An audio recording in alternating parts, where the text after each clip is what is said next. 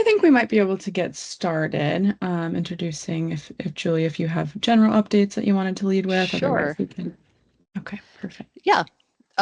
So I just wanted to welcome everybody to the International PFD call. We have a great lineup of presenter and folks who are working on a new PFD initiative. And so maybe I'll just do a quick update of other things that are also happening. I know that we'll be meeting with a few folks from the World Health Organization, Jennifer and I, to talk about World Drowning Prevention Day. And I don't know if folks were able to catch those activities, I think back in September, but I know that there was a lot going on around drowning prevention, not only in fisheries, but in other populations as well. And I think that they're hoping to make next year's event even bigger. So I encourage you to maybe do a search of World Drowning Prevention Day and see how you might want to get involved. And then I also want to just remind folks, because I might forget by the end of the call, that today's presentations and discussion are available. We are recording this if you haven't already mentioned this, Kim, but they can be found on the iFish website, and there's a link that has been provided by Kim in the agenda. So welcome everyone to share that if you have colleagues that weren't able to join us today. And I also wanted to just check in briefly to see if anybody else on the call just had a quick update that they wanted to let people know about. If so, just take yourself off mute and feel free to share. Hi, yes. I'm going to put a marine accident investigation branch in the UK accident report into the chat. I'll put the link in there, but we published a pretty relevant report recently in September about a fatal accident when a PFD was involved, and it's quite relevant to the group. That would be great. Thank you.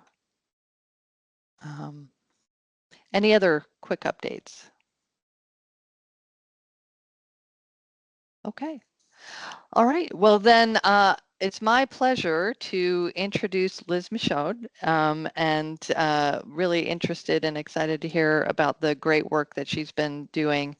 We try to check in with Liz regularly because, obviously we have mutual interests in preventing drownings in the fishing industry. But just to give you a little background, Liz is the president of Green and White Hope, which is a nonprofit organization formed in April 2025, working to prevent fatalities among commercial fishermen through safety programs and technology advancement, while also advancing recovery capabilities in support of our main communities that rely on the sea.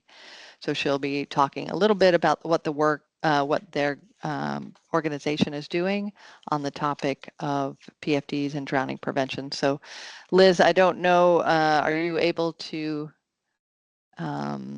share your screen? I am, I believe. I'm going to, can everybody see this? Looks good. Awesome. All right, So take it away. thank you. Yeah, thank you for the opportunity to share kind of our journey. We're titling this from tragedy to hope. It's important to me to do something with, I'll say, the hole in my heart from our particular story that I'll share in a minute. I will apologize ahead of time. I went to search and rescue training with the Coast Guard last week, and at the end of the week, the instructor was pretty darn sick, and it feels like it has been passed along to the student population. So I'm gonna do the best I can to not cough all over you guys. At least it's remotely, right? You guys aren't in danger. So our story begins on July 21st, 2023. My just turned 18-year-old nephew, Tyler, went out on a very foggy morning. Long story about why he went out alone, but he did. And he did not return. And we spent the next 30 days as a family and as a community, searching for him. He was ultimately recovered 30 days later by a local fisherman. But it was something that really set me off. You know, everyone deals with grief differently. And my way to deal with grief post the shock period, which I think lasted about 3 months, was to then search for what can I do to kind of prevent another family from going through this kind of situation. And I know that's no easy task. I will say I was born and raised in Down East Maine. I have several nephews who fish, cousins who fish, friends, neighbors, etc. And the thing that really hit me when this happened is that I took a lot for granted, and I didn't know as much as maybe I should have known. That potentially, if I did, things might have been a little different. Another nuance to this story is that the gentleman in the middle is my son.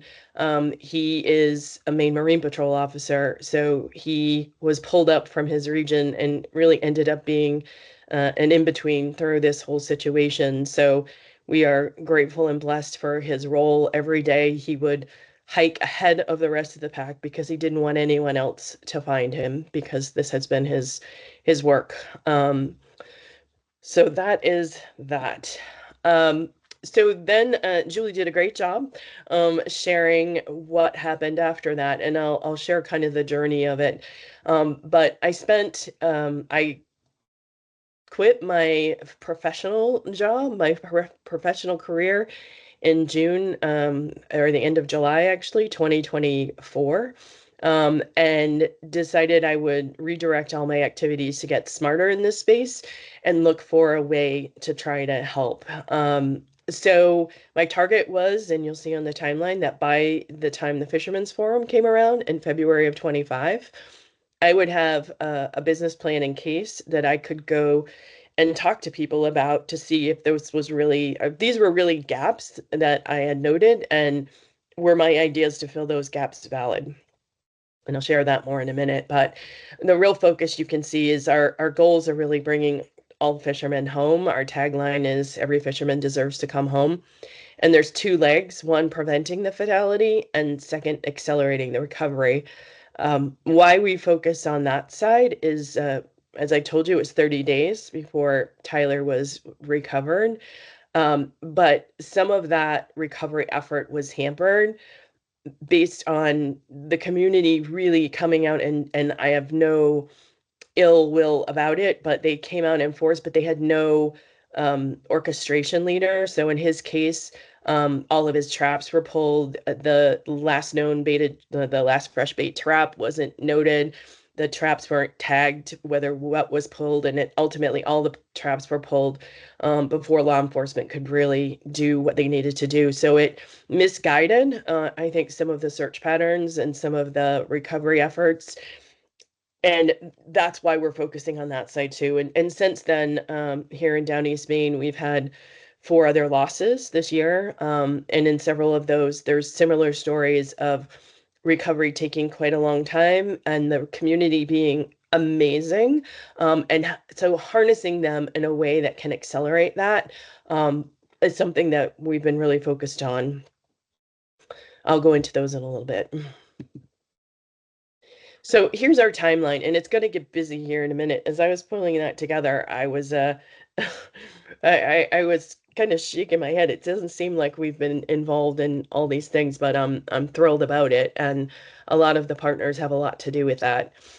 So as I said, back in February was our first, I went and I shopped this story around, and my ideas around, to everyone who would listen: legislators, nonprofit organizations, fishermen, fishermen's associations, etc., the Maine Commercial Fishing Safety Council.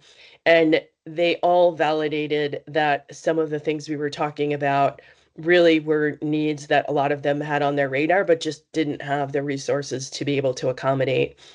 So I left that and really focused on incorporating the organization. So you can see at the end of April, we incorporated the organization, and then I wanted to continue my learning journey. If I was going to be able to be effective, I need to be as educated as possible. I won't know everything, but at least I'll know where to go to and have a better sense than the first 6 months of my analysis.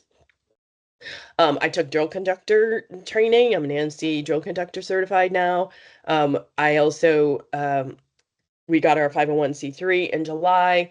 I became an official member of the Fish platform. I'm very grateful for that. I think there's tons of lessons, and Julie and Kim had a lot to do with pointing me in their direction. Um, I'll talk about next the NCAFSAC. If people don't know what that is, the National Commercial Fishing Safety Advisory Council. I was asked to apply to that, so I have to be an advisor to the Coast Guard on commercial safety issues. I haven't heard back yet. I would be a member at large, but I think that would be extremely helpful to what we've been trying to do. And then just recently, as I mentioned, I was fortunate to be able to be invited to a U.S. Coast Guard SAR school, and was trained in past the program associated with the SAR components, processes, etc. So that was super helpful as well, because I think there's a lot of misunderstandings about what the Coast Guard does and doesn't do and where their mission lies. Um, Underneath that, you see Northern Border Regional Commission. Now that we were kind of formed, I was waiting until we got 501(c)(3) to go out and look for additional funds to advance the mission. I was co-submitter for a grant that we're looking between Fishing Partnership Support Services, myself, and Maine Coast Fishermen to really focus on some safety and wellness initiatives up here in Down East Maine. So we're hopeful to get that, and that would be a 3-year program, and PFDs would be involved in that. For the rest of the year on the business side, it's really focused on grants and donations and resource scaling, and you'll see why resource scaling. We're all an all volunteer organization right now, and harnessed with partners. And for what we have on our plans, that probably is not going to be enough. So as soon as we were incorporated on the delivery side, we created the first of its kind in Maine anyway, consolidated website for commercial fishing safety training, projects, programs, etc. And there is a section in there on PFDs. Everywhere, as I'm remiss with saying, everywhere you see an orange PFD marker, it means there's PFD content. And I will real quick slip over here. Can you guys see the website? Okay. In the safety education section, if you go there, you can see there is a section on safety equipment. And if you go down, this is what we have included now. We pulled in the Life Jacket Association videos. There's a survival gear loan program from Maine Coast Fishermen's, and the program that is sponsored by NEC with Fishing Partnership, PFDs for Fishermen. The link here is where they can go if they're not in one of their trainings and they would like to get a discount associated with that. So that's the start. I have one ask I would have of all of you. If there's more that could actually go here, that we could make people aware of, please let me know. I'm more than happy to adjust that. And I'm trying to keep these very fresh and up to date. I have the link to the website in the presentation, so you can certainly peruse at your leisure if there's something else you might be interested in. We also worked in May and June on a state legislator bill, LD 1708. This was the result of a commercial fishing accident in February of this year with 2 scallopers who overturned their boat, and they found that there was a real lack of certain skills and equipment available at, I'll say, in a quick manner. That's part of what we're talking about on the rescue and recovery side.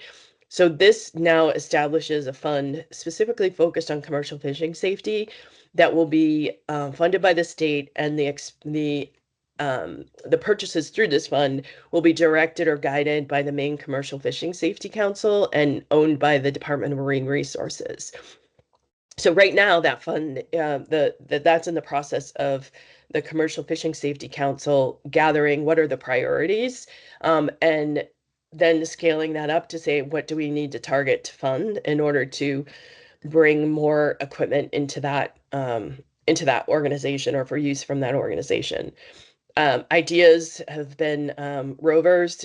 We lost the last rover in that particular incident, but there's also been ideas about supplying apprentice fishermen with PLBs as they get started. Could be a way to associate that with the PFD program, because some of those can be embedded right within the PFD. The next effort we've been involved with, and I'm apologizing and speaking fast, so you can tell me to slow down or stop if you have a question, is this community orchestration guide. The two next priorities we had was the community orchestration guide, previously known as the Harbor Guide, and a fishing alone or single-handed fishing curriculum. In April, we had another commercial fishing accident that really demonstrated the need to have something fast for community orchestration. It was another situation where we lost a clamor near shore, and there were hundreds of people who came out to help, and there was not really clear guidance of where to go and what to do. So if we had had something like that, hopes are that that recovery would have been sooner. And that particular incident also took, I think that one was 31 days to recover that gentleman. Just for your information, if you click on these items, it will take you to a page in the backup that lists the more specific details if you're interested in that. This guide, as you can see in here, one of the things we decided to include in it was really setting the imperative and the need for speed along the Maine coast. There is approximately 3,500 coastal miles, tidal miles in Maine to cover by our law enforcement, and we have 50 Maine Marine Patrol officers. That obviously is not going to be able to be done real efficiently, and when you talk about the Coast Guard, they won't be able to deploy something to many of the far regions for at least an hour and a half to 2 hours. And in the cold water, we know that's too long. So we're trying to educate folks on what they can do to prolong their survival if that does happen, but also then give some guidelines and best practices to create emergency response plan for harbors that they will be better equipped and have a community coordinator to actually guide folks in these particular incidents. So that right now is in it's in the draft phase 1 draft review. We have another review of that next week. We're intending to release that in October in the first phase, and then work with harbors to pilot those plans. So very excited. That's been in partnership with a number of other organizations, NEC, Fishing Partnership, Maine Coast Fishermen, several others that I'm probably remiss in mentioning, but it's been a great collaboration. Sunrise County Economic Council. The next thing that we did is we were successful in having the governor declare July 21st, 2025, Maine Commercial Fishing Remembrance Day. We are only the second state to do anything associated with commercial fishing honoring. I know the UK does a great job with their week, I think, but in Maine, the only other state that I saw that did anything was in Virginia.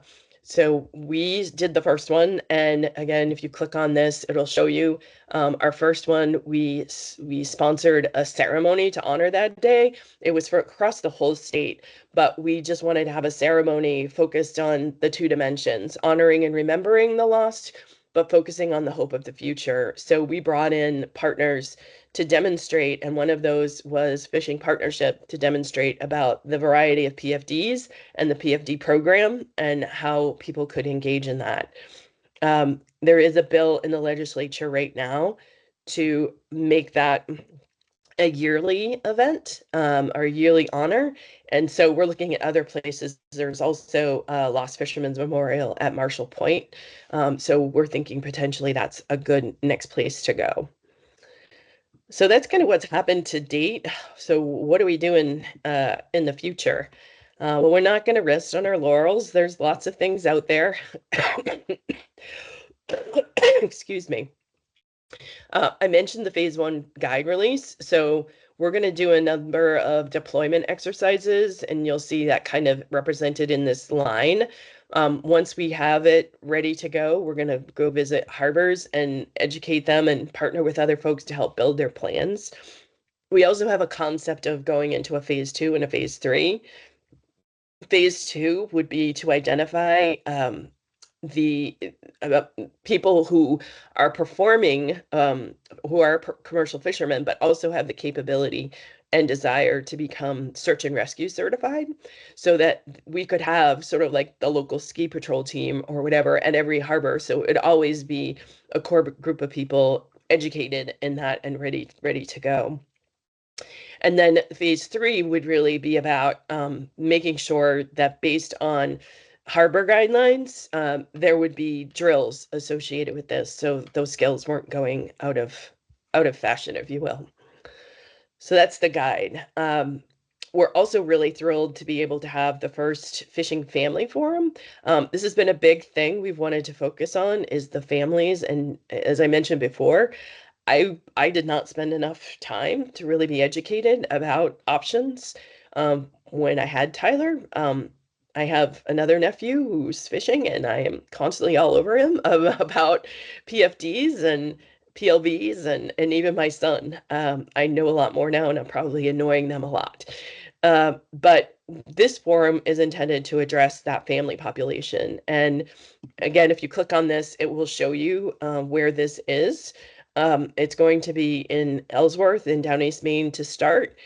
We will have topics focused on safety and emergency response, on income diversification, financial management, on injury and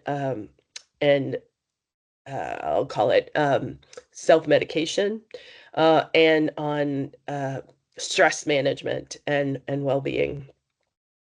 So we will hold this in October, and the intent is that this will be the first of an annual event, and we will also do one in the spring in the southern part of Maine.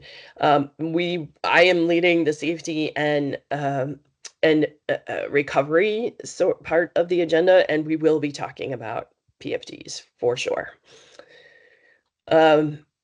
And then the next on the list that's happening right now is a survey. I think you guys might be familiar with Ben Collings McKay, Sea and Marine Safety. Ben and I have created this relationship, and he had asked if there was a way we could distribute the survey he used in the Maritimes to the Northeast fishing population. To get better information of what the Northeast is looking for, and is it any different, or are there challenges any different than what the maritime fishing population has? He's already focused on U.S. Coast Guard guidelines in cooperation with what the Canadian guidelines are. So I was successful in getting NEFSA, the New England Fishing Stewardship Association, who has 20,000 followers on Facebook and a large population that subscribes and are members, to distribute in their just coming out newsletter, their September, October newsletter, an article really talking about Ben, and then asking folks to fill out this survey. So again, that link will take you to this, and you'll be able to see how he's modified that for the US. And he will share those results back with us. And I think that's going to be really critical, because there's been anecdotal discussion about the increased PFD use that the Coast Guard has talked about, but I've specifically asked for that data broken out by Maine registered boats, because I don't think that's the same. So we'll see what we get back. I think it will be very interesting. It will help us target further programs. So from there, then I have this long list of things. I already talked about the guide deployment. PFD data analysis is what I just talked about. We are not forgetting fishing alone curriculum. That's super important, and we want to get something rolling next year. We're talking about potentially doing some workshop at the Fishermen's Forum to get best practices in that space, to help move forward. And we're looking to get funding to be able to get pool time, et cetera, to test some of these concepts. And then our rollout approach for the organization, you'll see this in a minute in the strategic plan, is that we will have assigned harbor ambassadors across the 68 harbors in the Maine coast. And those harbor ambassadors will help us get this message out, not just green and white hope. Yesterday, I was at the Maine Land and Sea Farmers. Kim was there with me as well. And they are also looking for the same. How do they get wellness information out to the fishing community and the farming community? So we're going to take this further. I'm going to briefly just go through these and then go on to the next, but you can see in early March is the next Fisherman's Forum. Submissions for presentations will happen in November.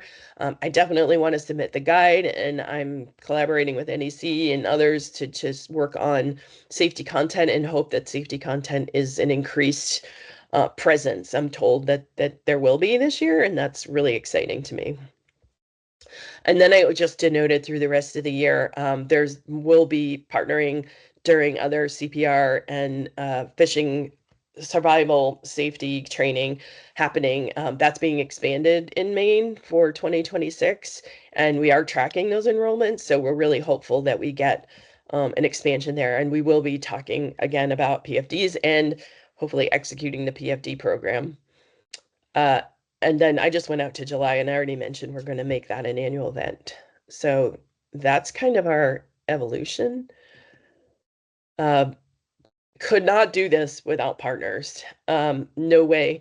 I was just overwhelmed by the amazing group of people in this space. And I feel like part of my role is to really amplify some of the work that they're doing, because there is a lot of really great work they're doing. So we're focusing on trying to fill the gaps while partnering with all these folks to just make sure people take advantage of their services. The ones that involve PFDs, I've highlighted. There are others we are working with as well, just at the beginning stages, but I would say these are the ones we're most active with right now. And the 10-year strategic outline. As I said, when I came from my prior career, we used to do 10-year strategic plans. And I know that sounds crazy. I thought it was crazy when we were doing it as well. But honestly, it really, really helped us be ready for a pandemic that none of us ever thought would happen in our lifetimes. And it did. So just looking out in terms of where we want to be, you can see in 25 and 26, we're just looking to set a foundation of the areas we want to be working in. I won't read through all these, but a lot of them have to do with PFDs. And then really expanding that from 27 forward, once we have some of the baseline and tracking impact and performance. That may be a little more difficult with some of the changes in budget, certainly at NIOSH, et cetera. And I'm trying to explore ways we can still keep track of some of this information. And then really looking out 2030 and beyond, we have an opportunity, I think, to be proactive. And we know when people apply for an apprenticeship license or another fishery license that they're going to need some of the safety education. So why don't we just take their information right then and start to orchestrate training? And we could even have a central training registration platform that we don't have to be the one that gives it, but we could provide a service to the rest of the population to make it easier for them and easier for the fishing community. So I won't spend more time on that, but yeah, I think I fit within my 20-minute timeline. Sorry, it was a little fast, but that's what we've been up to. Liz, you did an amazing job. Number one, getting it into 20 minutes, but also when you're not feeling well. So we are very grateful that you were willing to soldier on. And what an incredible amount of work that you've accomplished in such a short period of time. I think a testament to taking adversity and creating hope and solutions in future. So applause to you on that. I just wanted to mention, I think one of the things that really intrigues me about your work is not only the focus on prevention, but the focus on recovery. And I think that in the United States, I mean, maybe this is just my personal assessment, and others may see it differently. There's been a bit of a gap on that. Because I think that, I know for us, we've been so focused on prevention, trying to keep people from being killed, that I think, that's kind of escaped attention.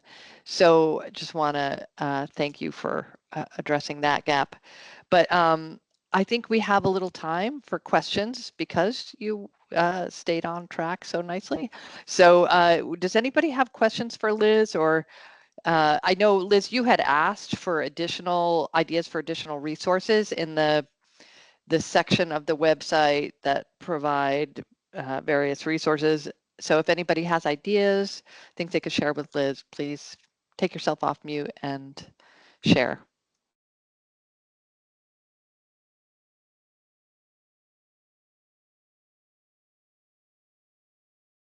Hi, Liz. It's Jennifer Lincoln here. I joined the call a little bit late, so I didn't hear the first bit, but I have to tell you that just hearing the latter part of your presentation brings me a lot of inspiration. So thank you for all that you're doing.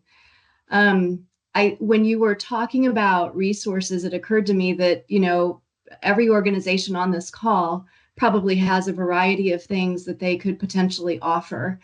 And I to the extent that the NIOSH website is up to date, I thought that I would just share where some of those videos are buried, because it seems like those are some of the things that you might like.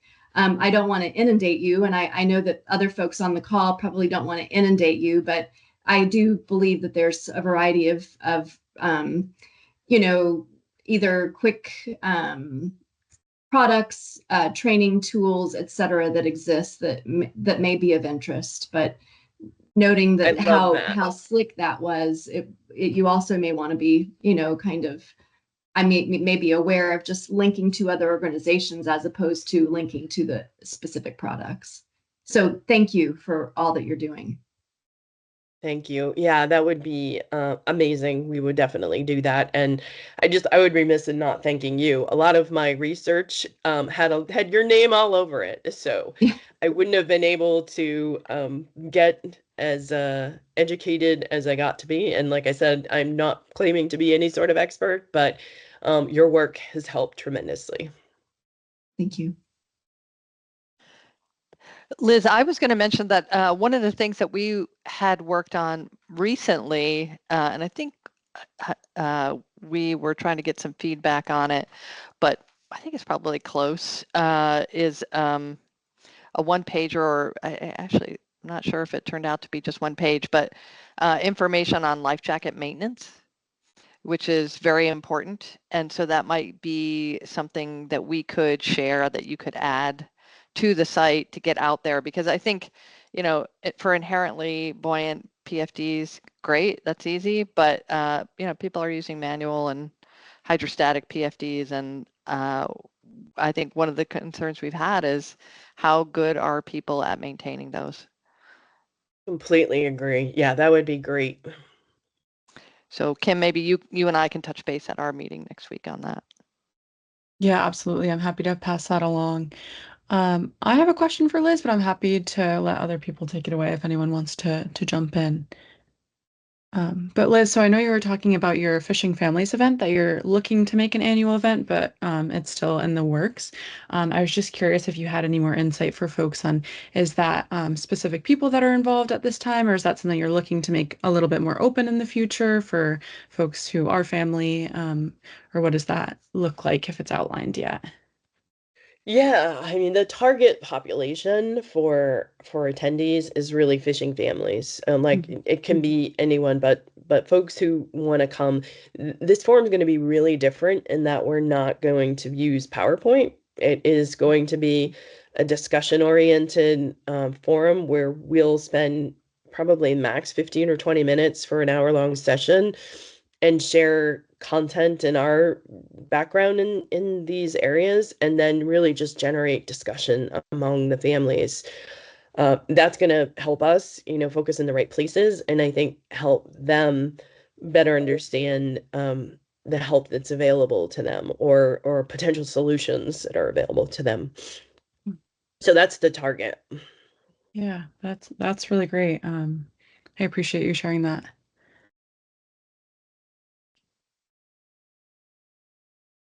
Any other questions, suggestions?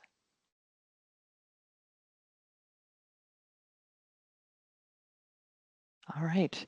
Well, so we do have, oh, is there a question that just popped up?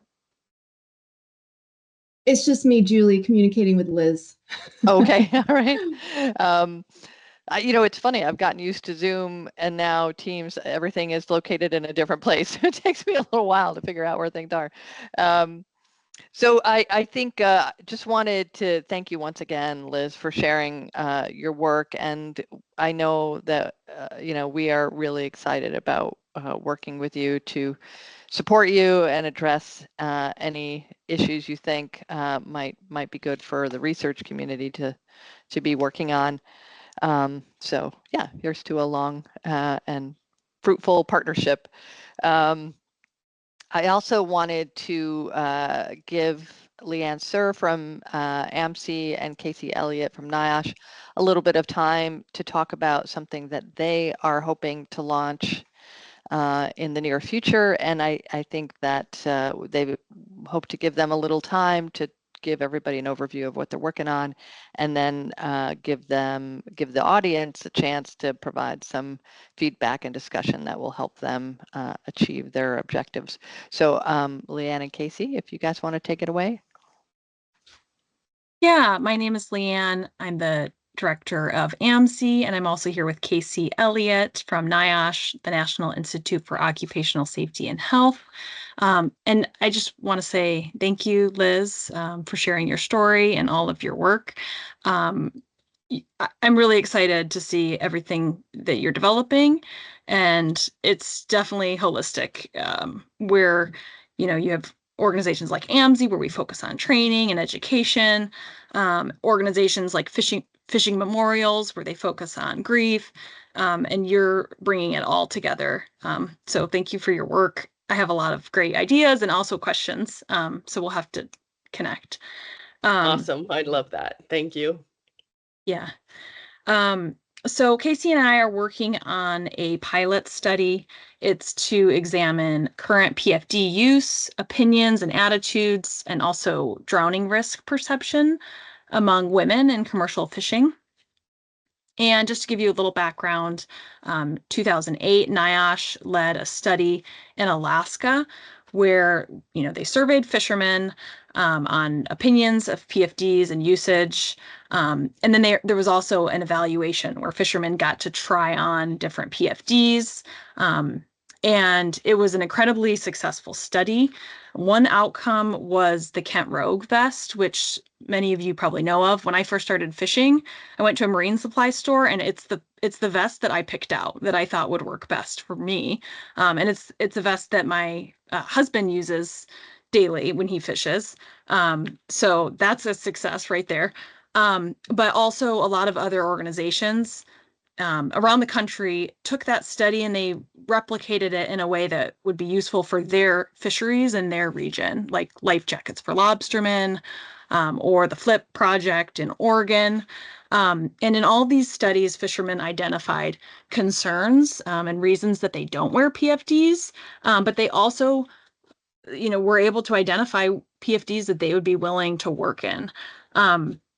But we know fairly little about women's perceptions and opinions about PFDs. Out of these, you know, studies that have been done so far in the U.S., about 1 to 4% of the participants in the studies were men, which makes sense. It's a male-dominated industry, but more and more we're seeing women entering the industry. In Alaska, we have about 18% of licenses, crew member licenses, belong to women. And then we know that in other industries, for example, construction, where women really do struggle with PPE that fits them and that they can use. So that's kind of the background of the study, this pilot project. Casey and I are we're going to conduct a literature review. So if you have any, resources for us, or studies that we should look at or be aware of for our lit review. And then we're also developing a survey instrument. And in this particular project, we're not going to be able to conduct the survey, but I hope you guys will, and AMSI certainly, will use it as well. So I have some questions for you guys, just to get started. What experience do you have regarding PFDs and women in commercial fishing?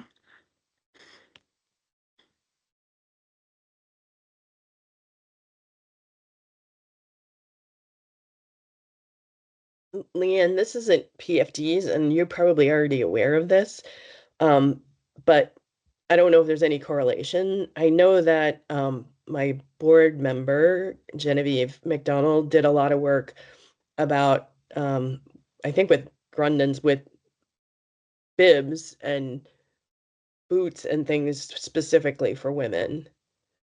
I'm not sure if I'll reach out to her and see if there's a study or anything that was done or how that all got approached, but it would seem potentially similar. Yeah, and I don't know about it, so that would be great. And have they developed a product yet, or are they in the stage of? I believe they have. This was several years ago. She Mhm. did a whole kind of lobbying to have like fishing gear for women. And I don't even know if any PFDs were associated with that, but I'll reach out to her and see what she can provide. Yeah, that would be great.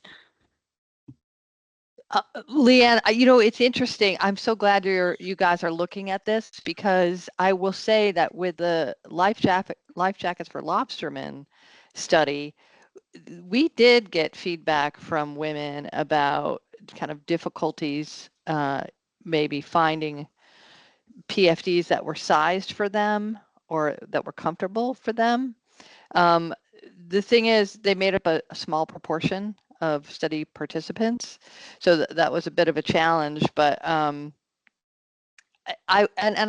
have to say that when it comes to sizing and comfort, even though, like, when we initially started that study, we were thinking we would find, one or two, maybe three life jackets that every fisherman liked, and we would just have those in the vans. But then we found that there was really no consistency, and people liked the variety. They wanted to choose what was right for them. And I think part of that is, I remember we had one fisherman who was like 6'4", 6'5", like 320 pounds. He was like a mountain of a human being. And then we had a fisherman who was, like 5'6" and slight, and whatever life jacket worked for him was not going to work for the large fishermen, and they were both men. So I think the issue is not confined just to women, but sizing and preferences are just important. But we might have some anecdotal data that we gathered from women who were in fishing on the life jacket project that could potentially be useful. So I'd be happy to share what we can dig up. Yeah, that would be great, Julie. And yeah, that made me think, I was, interviewing fishermen up in Unalakleet. They were set netters, and yeah, there was a fisherman that said basically he's too large, and so there's not a, a vest that would work for him. And then he also just wasn't aware of all the options. And so we worked with him and we found him a vest that fit him. So that was just a really, cool opportunity. But yeah, you go into the store and what you see is kind of what's available to you. So if you don't know, then you're not going to wear it. But there are so many options that are wearable. I think this is why we really, with the life jacket campaign, we really push try before the buy, because it gets around that skepticism that, that's just not comfortable enough for me to work on or work in. if they can try it on and they can walk around the port and they can ask questions and like talk to staff about how to adjust it and how the features work, it overcomes some of those initial barriers. Yeah. Yeah, and just here's another question for the group. And if you have something to chip in about an earlier question, just jump in at any time.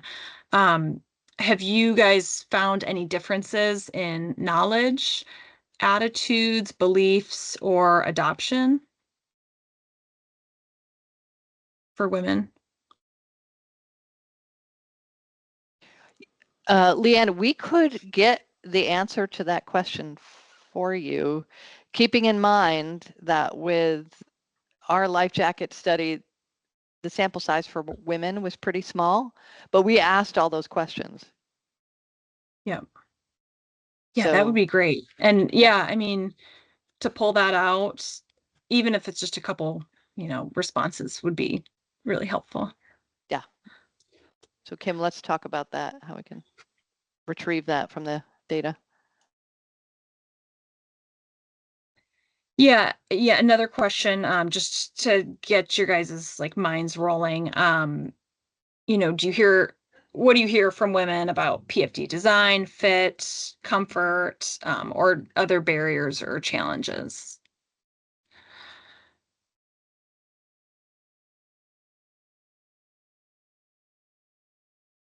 Barbara replied in the chat. She said, on women in fishing, Brenda Gertzitik, sorry if I said that wrong, published a book on women fishing in Newfoundland some years ago. It's called Women Fishes These Days. And I know she addressed health and safety issues, not sure about PFDs per se. Okay, awesome. Thanks, Barbara.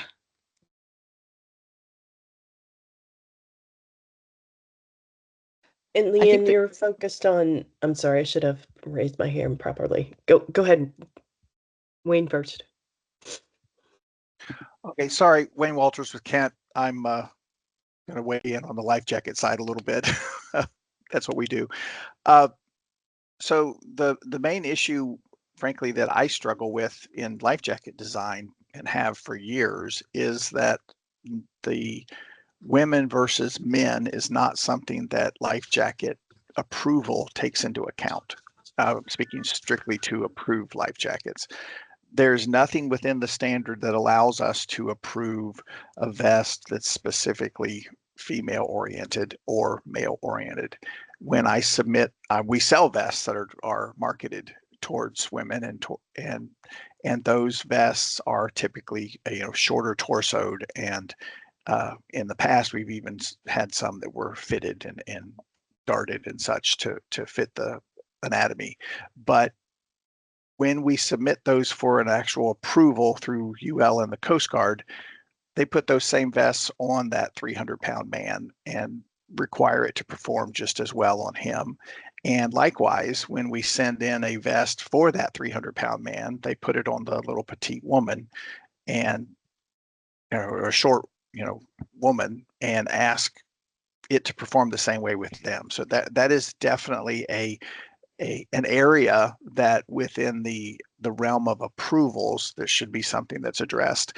And I know within the fishing organization, the commercial fishermen aren't necessarily looking at Coast Guard approved vests, but that is something that we probably should be looking at getting some sort of, acceptance or white paper from Coast Guard on their recognition of something built specific for a woman. Yeah, that's a good point. And that's another question too that we had, was, any feedback on, regulations or thoughts there as well. So you kind of, jumped ahead and, Sorry.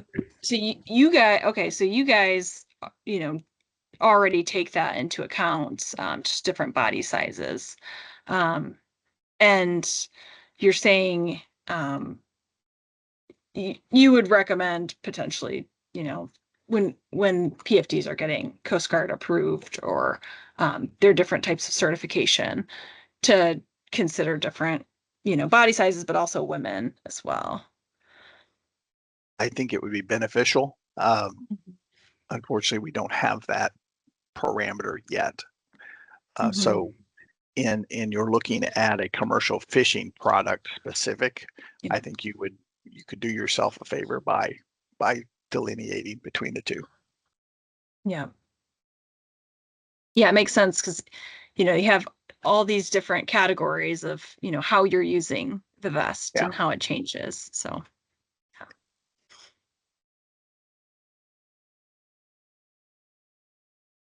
Liz, Liz, go ahead. Yeah. So I will this is just comments that were made around me when we were doing PFD try-ons, etc. But it was interesting, and there was a couple women, and one of the things they were very focused on is the material, because they didn't want it to smell like fish bait all day long. And so the more plasticky was more appealing to them. I don't know that a man thinks the same way. I didn't hear the men saying that, but doesn't mean it doesn't. But I know I would care a lot more about that than probably my husband. Yeah, and you know what? Women fish. I know women fish who are pregnant, even or after they're pregnant, and the smells do bother them, and they might be more likely to be seasick as well. So you don't, I think largely the industry doesn't think about that, but the smells could be very bad.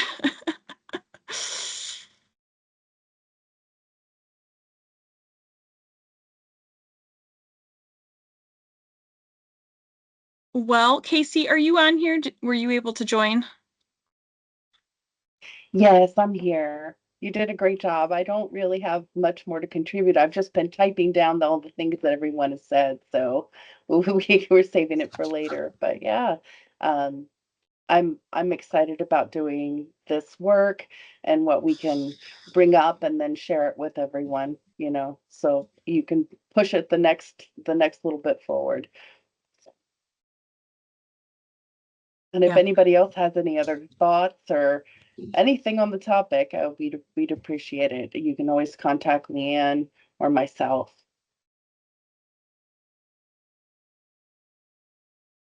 I'll put my contact information in the chat. Yeah. Well, thanks for working on that, an important topic. And, I would like to just note to folks that our colleagues in Denmark have been working on a PFD design. It's not really ready for prime time yet, but we're hoping once they're ready to share that out, that we could have them on a future PFD quarterly call. It's kind of exciting because it is built into a kind of raincoat or jacket they would already typically wear.